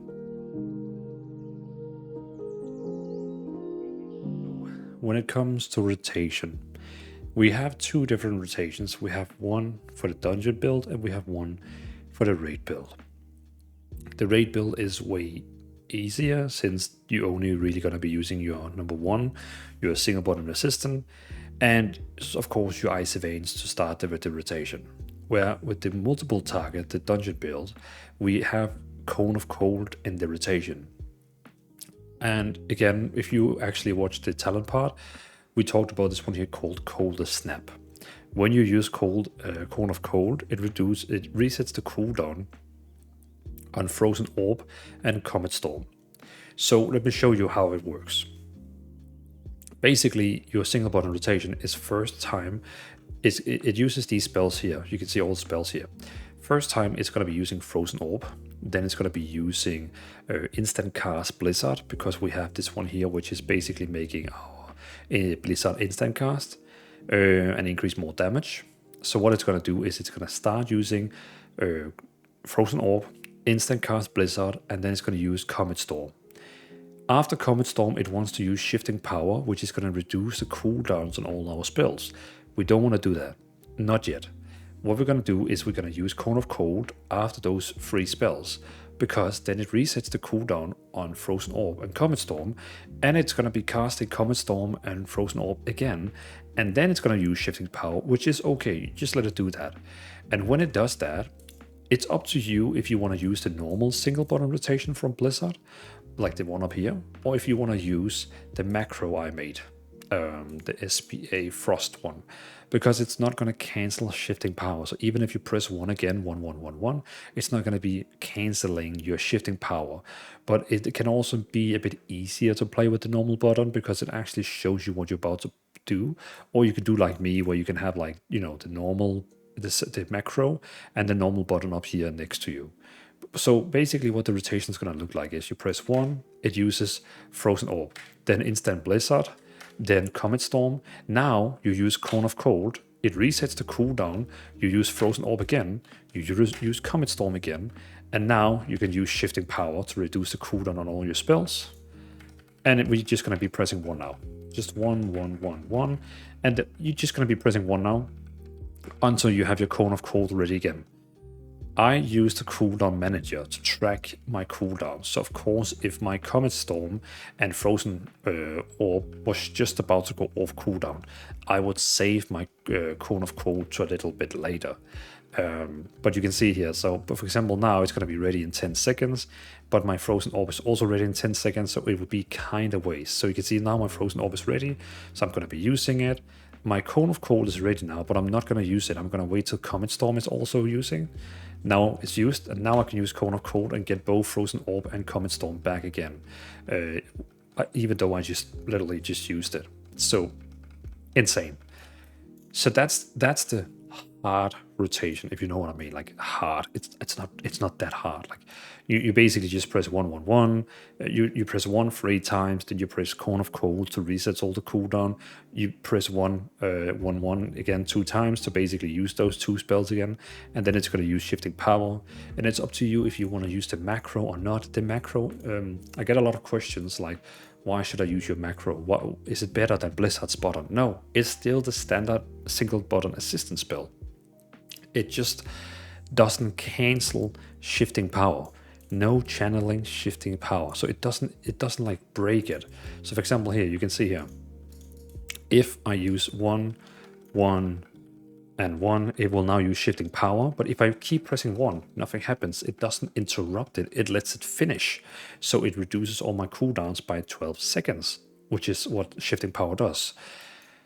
If I don't use that macro, and if I pressed 1 1 1 1 all the time, it would interrupt my Shifting Power after 1.8 seconds, and it would only lower my cooldowns by 6 seconds or something like that, instead of 6 seconds instead of 12 seconds.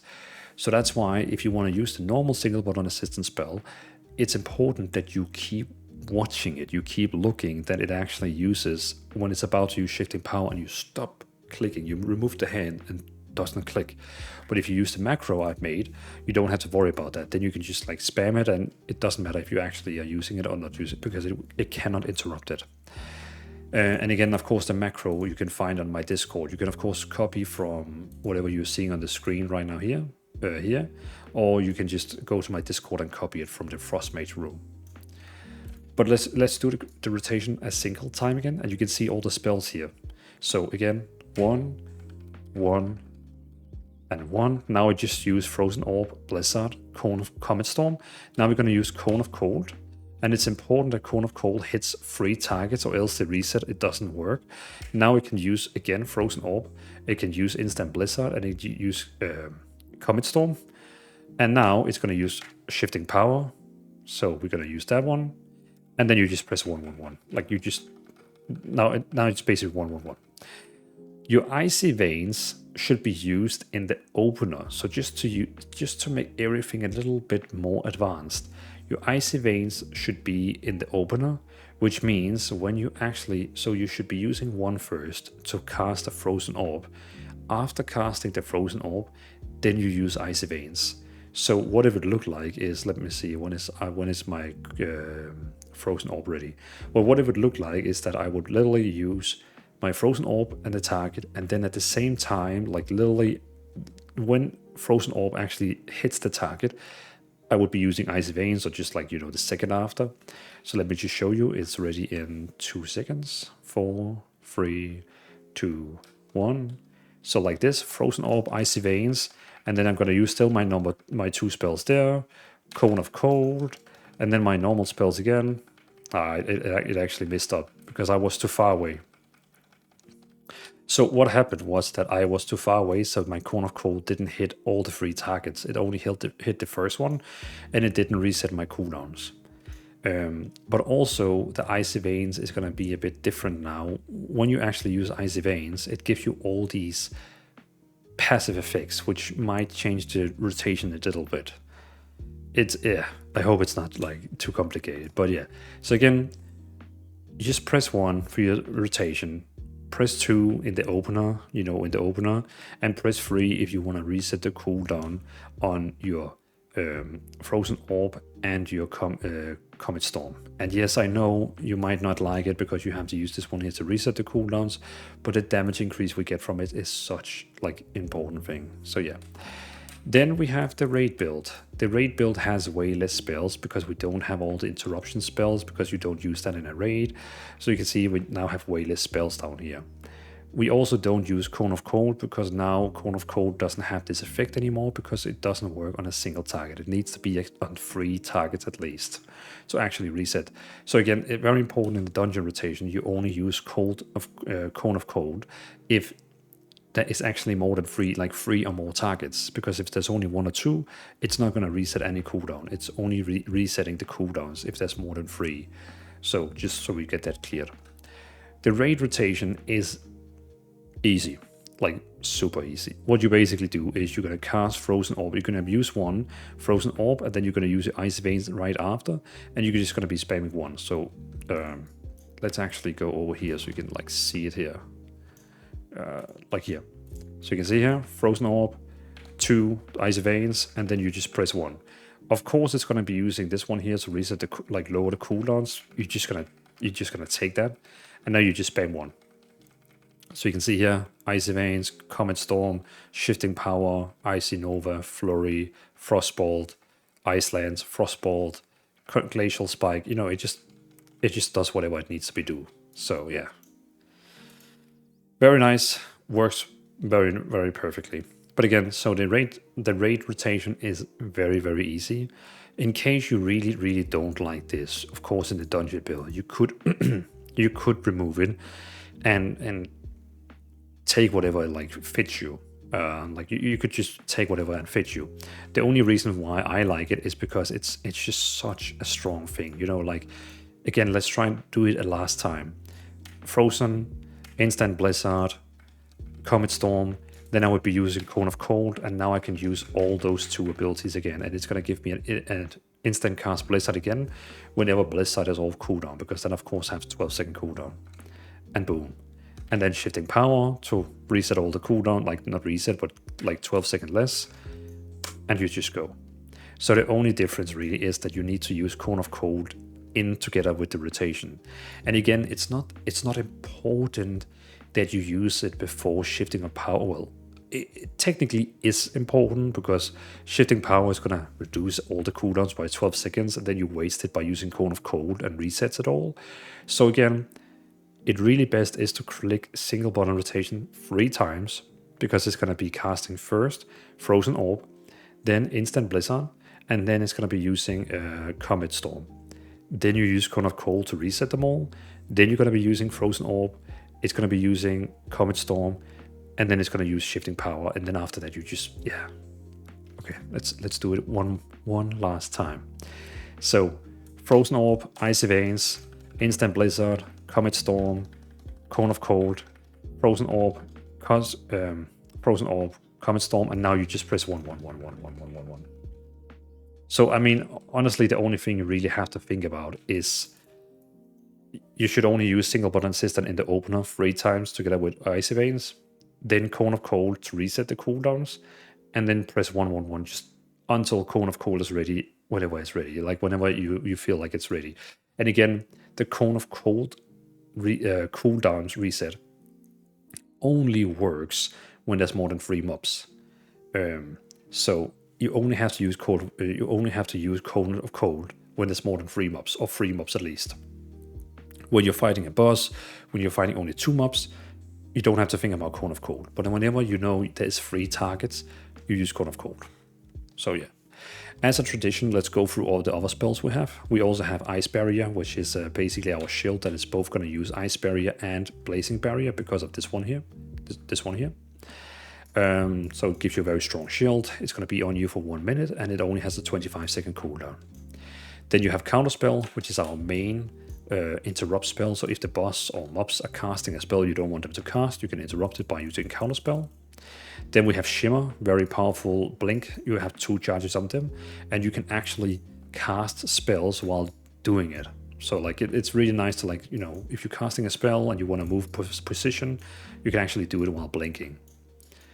Then we have Alter Time. When you use it, it will remember how much HP you have, and after 10 seconds you're going to go back to that, or you can actually use it now and it will go back to how much HP you have. It's it's very nice to use if you for example, you know the boss is going to make a spell that is going to deal so much damage to all of you, then you could use it, and then when he's done doing the damage you could use it again, and then you're basically going to be back to 100% HP. Then we have Mirror Image, which is going to summon a lot of like copies of you.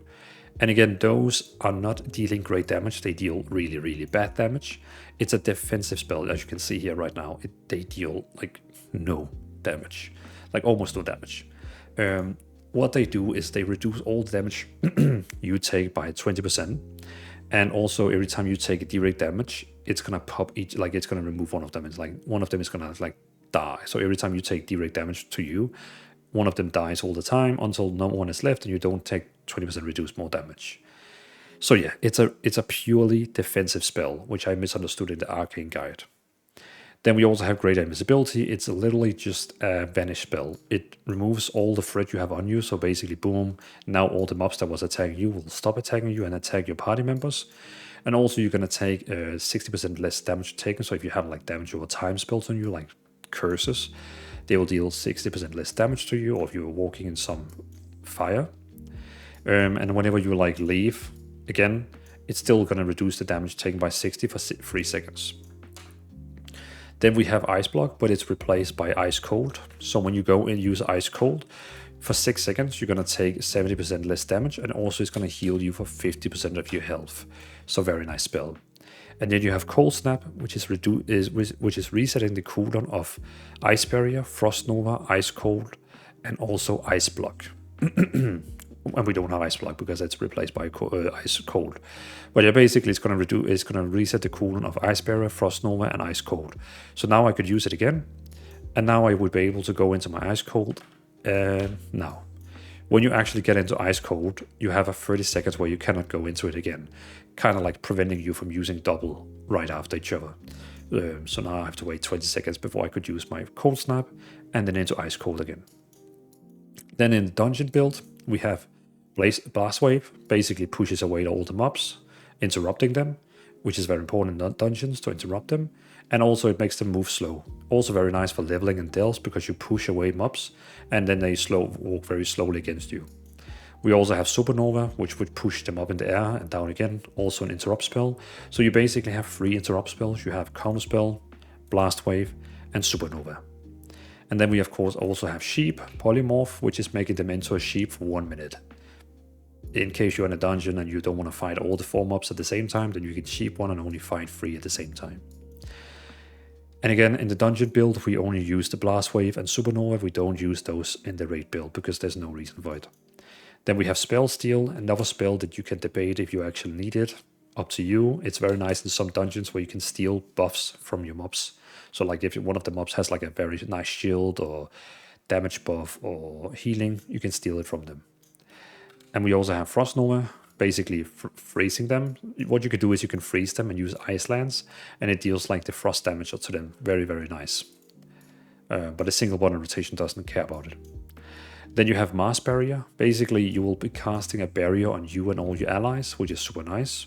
So just 2.2 million block barrier like to all your party members, which is nice. You will also see it on the healing meter. So suddenly you will be the top healer in the start of a fight because you're basically absorbing all the damage from all the players in your group. And then of course we have Time Warp, which is going to increase our haste by 30% for all the party and raid members, but you can only use it, like you can see here, the cooldown itself has a 5-minute cooldown, but you get this debuff on where you're not allowed to get effect from this again the next 10 minutes. So now we have Icy Veins, which is basically a 20% haste spell. So you can see here Icy Veins, 20% haste spell, and also it summons your water elemental. It also gives you a lot of damage buffs and all this. This is what we talked about in the talent section here. It gives you all these effects here from these ones here. So Icy Veins is your main cooldown. You should be using in the opener. Does a lot of things. Yeah, that's basically. So you have this haste buff here and this haste buff here. That should literally be the entire rotation. Let's do a gameplay session and let's try a dungeon with a spec here.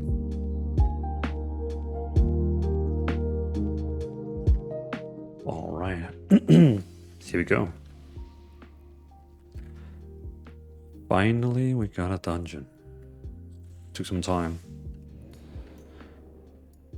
So this dungeon is always fun for a caster in the start because you basically have to wait for the tank to actually pull all these mobs. And I of course didn't mount up in the start, so I have to like actually run to it.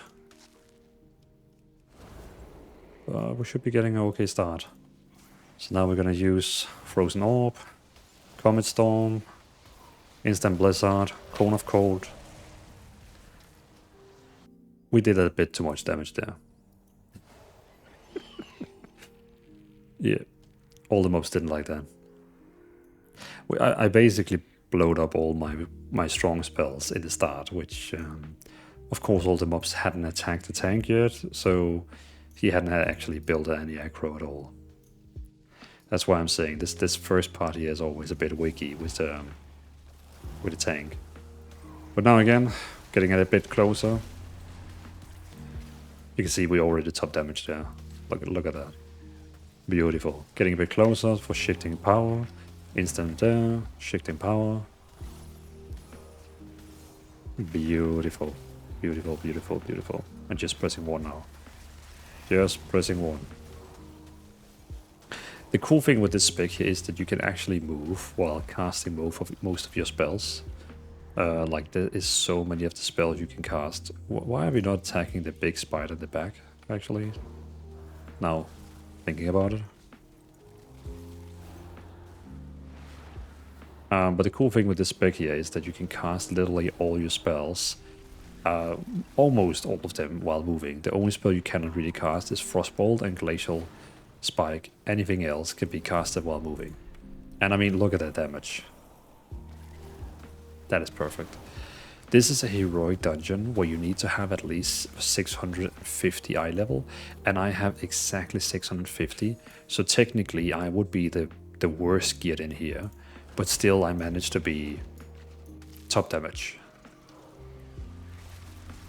Just using shifting power, bit of a waste, but I mean, still fine. Let's put out a Glacial Spike, which is attacking both targets, since we have the talent for that. Still doing phenomenally damage. There's so many people who said, you know, they keep saying like, if I see you in my group with single button assistant, I'm gonna kick you. But why would you kick me for using it when I'm actually the top damage in the group? if you know what I mean. We're gonna use Cone of Cold to basically reset all our cooldowns. So again, this is the cool thing with this spec here. We basically have double cooldowns because we can use. And I know when I talked in the rotation part, I made it very strictly how you should be using your opener, but it's just very nice to have the cone, like, you know, the Cone of Cold, because you can just like keep using it in the dungeon whenever you really feel like to just get like double AoE spells, which is really nice. So we're gonna focus on these mobs that are standing together. Whenever they die, I'm gonna attack the boss over there because I rather want to do like AoE cleave damage on them. We could be using our Cone of Cold now, reset all the cooldowns, and boom, boom, boom, we're gonna do massive damage. And then we're gonna switch over to the boss. There we go.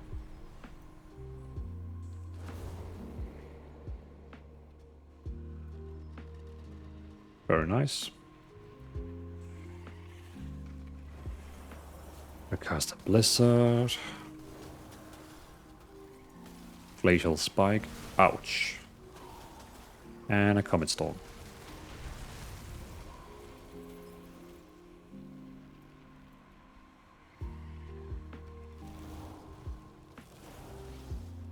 And I'm just gonna attack the target. It's gonna cast Shifting Power, which is...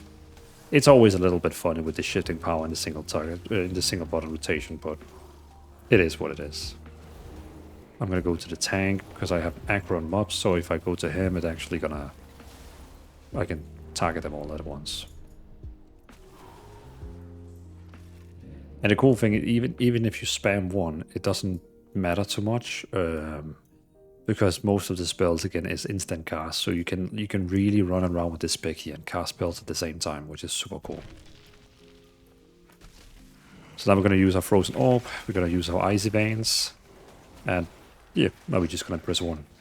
There's no meaning of using Cone of Cold because we need 3 targets to at least use our like reset our cooldowns.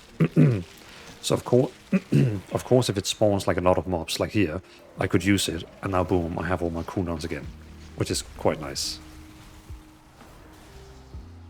Now it's gonna use Shifting Power, which is like fine. Let's see here.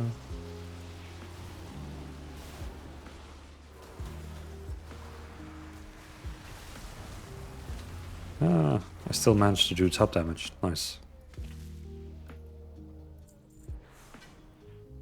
There we go. Yeah. Very nice. Very nice. Current segment. Why are we in combat? Hmm.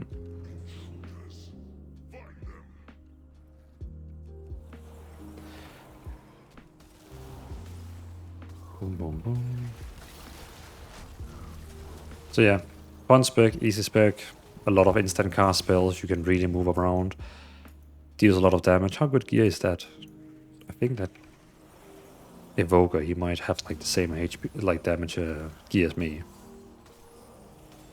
We can use Cone of Cold here because there was actually more than 3 targets, so that's very, very nice.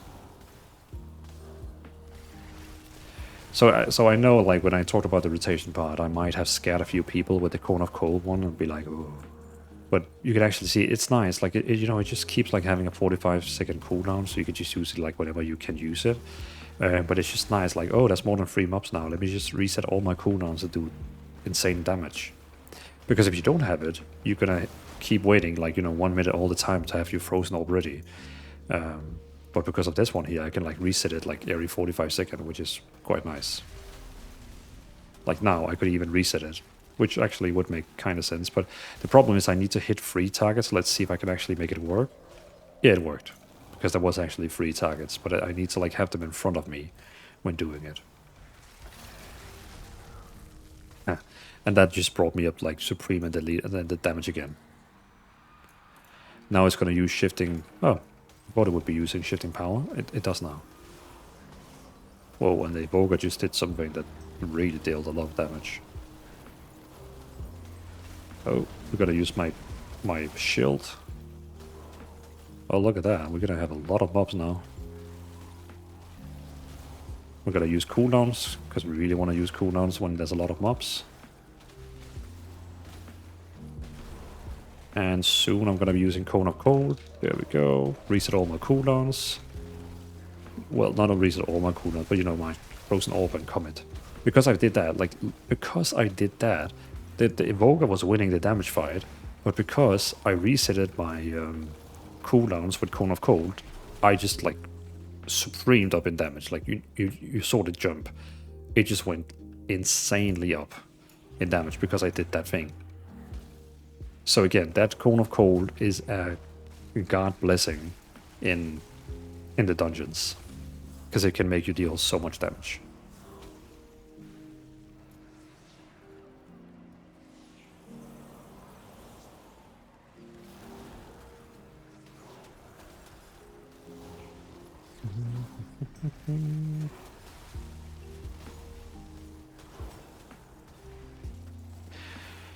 But yeah, if I had to pick between Arcane Mage or Frost Mage with the single button assistant, I would probably personally take this one here. Now I'm going to use my Cone of Cold, reset all the cooldowns, and boom, boom, boom, shoot out all the cooldowns. And boom, it just increased my damage on the damage meter by insane amount.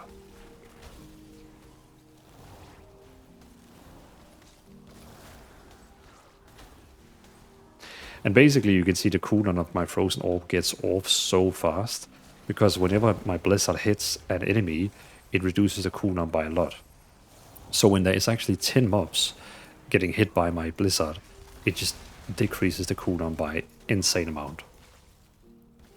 There was a lot of things I could have mentioned in the rotation, but yeah. The rotation was like 20 minutes, so I think we're fine. Another spell I forgot to mention in rotation is the Arcane Intellect, which of course is our intellect buff spell.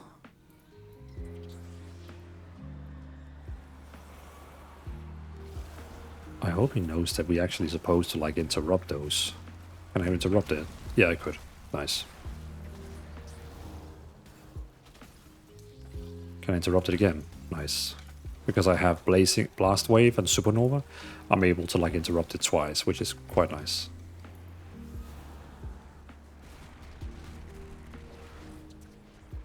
We didn't interrupt it the last time, so it actually summoned this one here.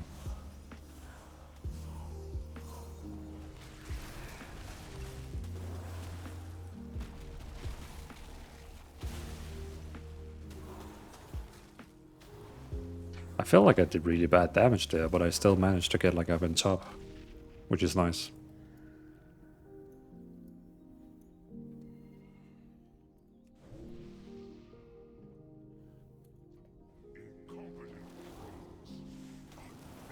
Boom, boom, boom, boom, boom, boom. I'm gonna use Cone of Cold to reset the cooldowns, because why not? I'm not gonna be able to use the Cone of Cold on the boss down there anyway, because that's not free mobs. So, yeah.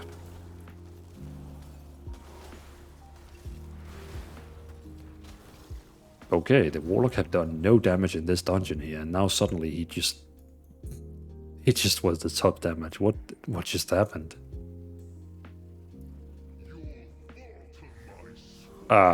See, that's a really bad start. That it used my shifting power in the start of the fight, which is, yeah, wasted my time. But that's the thing with single button rotation. We cannot control whenever, like, you know, we want to use cooldowns. Did you see that? That was a perfect timed shiver to get out of, like, a very strong spell.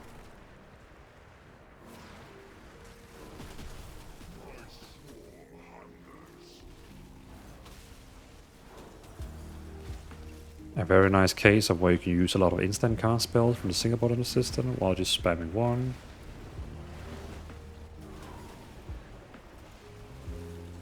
So again, we have basically just been spamming one, and we are actually doing top damage on the boss, which is nice. Why was the Warlock about to die? Oh, that's not the... Where the hell am I going?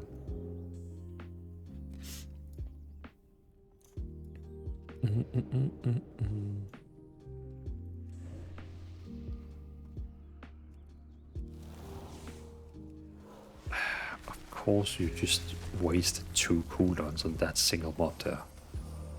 But again, the life of the single button system, it uses whatever it feels like using. Now we're going to use Cone of Cold to reset all the cooldowns, because there was more than 3 mobs. And we're going to do a lot of damage. Look at that. Oh my god. So much damage. So much damage. And I'm dying. There you go. Once, my people thrived under the guidance of the Black Empire. Queen Neferis refused to reclaim that glory, but no more. Go tank. And the Black Blood will usher Now we're going to use all our cooldowns on it, and because there's 3 mobs, we can use Cone of Cold to reset the cooldowns. But we need to wait a little bit. Now it's ready. Get a bit closer. Boom. Now we can use our cooldowns again. Very nice.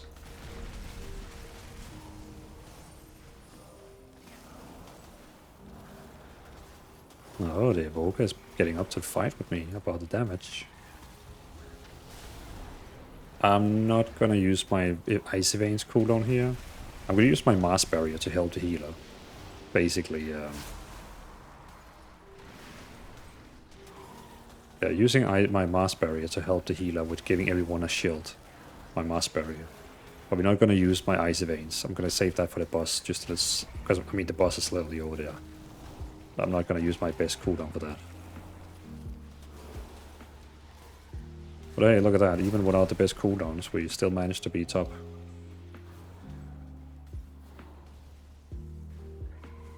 Very nice.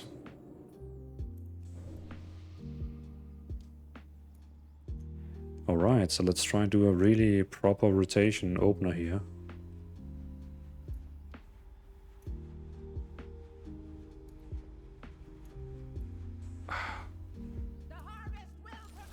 There we go. And because again there's no 3 mobs this time, there's only 1 mob, we can't use Cone of Cold in a rotation. So we just have to like use the standard, like you just press 1, 1, 1, 1, 1. Oh yeah, I forgot we... Oh yes. Wait, who?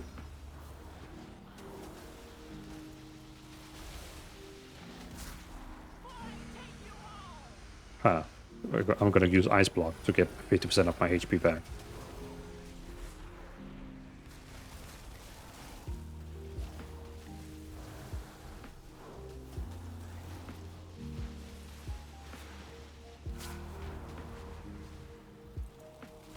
Glacial Spike do wonders for me. Okay, yeah, not bad. Still managed to come on a second place on the last. I mean, if we look at the entire dungeon, I was dealing way like a lot. On the last boss there, I don't know what happened. Like the warlock had done not much damage, and then he just like exploded on the boss here. Ah, look at that. Like, yeah, look at that. My cape only did 6 million damage. His cape did 17 million damage. So his cape procced way more, which is insane. Like that's a lot of damage from the cape. And almost did no on the evoker as well. But yeah, goddamn cape. Remove those items. So yeah, I mean, I think that was a pretty successfully run. We managed to do basically top damage the entire run, and yeah. So yeah, fun spec, and it worked very well.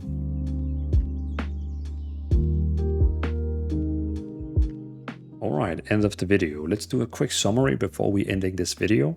So what have we learned in today's video? First of all, regarding stats, it's very important that you always go with the highest item level. So what I mean by item level is that you should be going for the highest upgrade level. You can see on the right side we have Explore, Adventure, Veteran, Champion, Hero, Myth. So for example here you can see my staff is right now an Explore item, which means if I find another weapon which is higher than Explore upgrade level, as you can see over here, and this one is Explore, I will always replace it no matter the secondary stats. But the second I get a weapon that has the same upgrade level as my weapon, which is already Explore, if I got another weapon which was Explore, that is when you have to look at your secondary stats.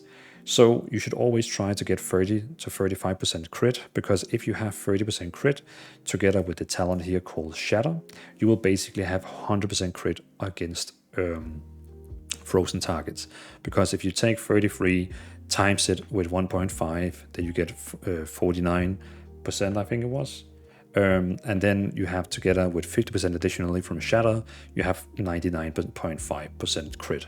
Of course, then if you have 34% crit, you will have 100% crit against frozen targets. So yeah, you should always try to have at least between 30 to 35% crit, and then everything else should just be used on haste.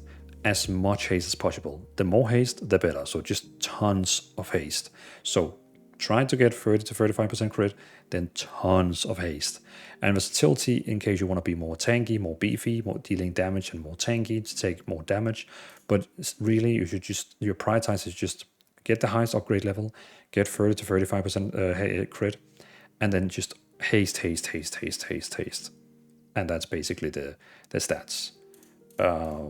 Talents, we have 2 talents. We have a dungeon build, which you should use for dungeon leveling, basically everything. And then we have a raid build, which is only used for raiding. So like where it's super strong against single target damage, like a boss fight. So very, very strong against a boss fight. And the dungeon build is against like multiple targets. The rotation with the dungeon build looks like this. You're going to press 1 first, like your single button assistant is going to use Frozen Orb. Then you're going to press 1 again, it's going to use Instant Blizzard. You're going to press 1 again, and it's going to use Comet Storm. Then you use Cone of Cold here, and it resets the cooldown of Frozen Orb and Comet Storm. And you're going to be using again another Frozen Orb, another Instant Blizzard, and another Comet Storm. So you basically had all these 3 cooldowns in a row coming in. Now it want to use shifting power, so you get close to your targets using shifting power, and it's going to reduce the cooldown of all your spells by 12 seconds. And then you just press 1. You only use Cone of Cold from this talent here to reset the cooldown of a Comet Storm and Frozen Orb when there is more than 3 when there is 3 targets or more, or else this talent doesn't work. It needs to be 3 or more targets. So you don't use it on boss fights with this build here. You use it on whenever like there's a boss and 2 mobs or 3 mobs. So you can use it all the time, for example in the dungeon. Imagine you just used all your cooldowns, then the boss he pulls a lot of mobs, then you basically go to all the mobs, you cast Cone and Cold, and it resets the cooldown of your Frozen Orb and your Comet Storm, and then you're ready to do a lot of damage again. Like you can watch the gameplay part. I have a gameplay part of this video, and it shows very, very nicely how it basically works together. So yeah, very, very nice. Then we have, and of course, Icy Veins, which is one of your main abilities in the rotation. It's your main cooldown. You should use it right after you cast Frozen Orb. So you know when you press 1, it's going to use Frozen Orb first, and then you cast Icy Veins right after it. But first after you have cast the Frozen Orb. In the raid build is even easier. Like that's definitely the easiest build to play. We don't use Cone of Cold because it doesn't make sense to have that talent. It doesn't make sense to have that talent because raid bosses is usually alone. So we're not going to have this thing like all the bonus effects here. So the raid build is all about dealing damage to the boss, where the dungeon build is about all the mobs around, like, you know, all the AoE. So basically, in the raid build, you're going to be using your single button assistant as well. You're going to be using Frozen Orb, Icy Veins, and then you just press 1, 1, 1, 1, 1. It's going to use Shifting Power, and you just press 1, 1, 1, 1, 1. That's it. Most of the spells we actually cast is instant cast, so that actually means you can be running a lot of the times while actually using your rotation. But of course, there is a few like Frostball and Glacial Spike, which is not instant like this one here, Glacial Spike. So that's the biggest biggest difference. In the dungeon build, you use Cone of Cold to reset all your 2 very strong cooldowns when there's 3 mobs, and in the raid build, you just press 1, 1, 1, 1, 1, and of course, in both builds, you use Icy Veins in the start and in the opener to deal a lot of damage. Yeah, that's the opener. So that was the stats. That was the 2 different talent builds we have, and that's literally the rotation. Yeah, that's the summary. Again, if you want to learn way more about this spec here with the single button assistant, you have to watch the entire video, because I am teaching, learning, whatever, tons of information about this build here. It's probably going to be one of my longest videos in a very long time. And I will also make a shorter version video, which is going to be less than 10 minutes. Like, I'm going to have this long video here, and I'm going to have a short video, just to kind of like try to appeal to different audience. But that's basically it. So yeah, thanks for watching. Always a pleasure having you guys around, or girls, or whatever you say. Yeah, thanks for watching. And in case you want to support the channel a bit further, feel free to become a YouTube member. You're going to get like a badge, exclusive content, a lot of funny small perks. And your name is also going to be in the end of the video, like in the credits. But in case you want to like support even further. But again, just you watching this video is more than enough, because it gives quite a lot of ad, like, you know, it gives ad revenue when you watch the video. So yeah, it's up to you. I just wanted to mention the membership one in case you wanted to support. But thanks for watching. Have a great day, everyone, and I will keep posting more guides. This was the Frost Mage, and after this one here, we have done 31 of 40 builds. So we actually only need 9 builds after this one here. Exciting times. Thanks for watching, and I'll see you in the next guide.